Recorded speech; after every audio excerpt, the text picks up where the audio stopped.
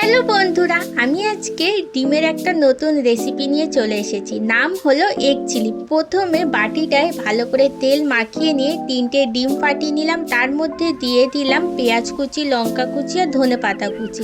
তারপর দিয়ে দিলাম অল্প একটু নুন আর গোলমরিচ গুঁড়ো। তারপরে ডিমটাকে গরম জলের মধ্যে ভাপাতে দিয়ে দিলাম। ভাপানো হয়ে যাওয়ার পরে নিজের পছন্দ মতন একটা শেপ দিয়ে নিলাম। এরপরে একটা কড়ার মধ্যে পরিমাণ মতো তেল দিয়ে তার মধ্যে দিয়ে দিলাম লঙ্কা কুচি আর রসুন কুচি। লঙ্কা আর পেঁয়াজটা ভাজা হয়ে যাওয়ার পরে দিয়ে দিলাম কেটে রাখা ক্যাপসিকাম, পেঁয়াজ আর গাজর। এরপর দিয়ে দিলাম dark soya sauce, tomato sauce আর গ্রিন চিলি সস। তারপর ভালো করে কষিয়ে নেওয়ার পরে অল্প একটু জল দিয়ে তার মধ্যে দিয়ে দিলাম ভাপিয়ে রাখা ডিমটাকে। তারপর ওপর থেকে ছড়িয়ে দিলাম অল্প একটু ধনেপাতা কুচি। তাহলে আজকে আমাদের রেডি হয়ে গেল এগ চিলি। টাটা বন্ধুরা।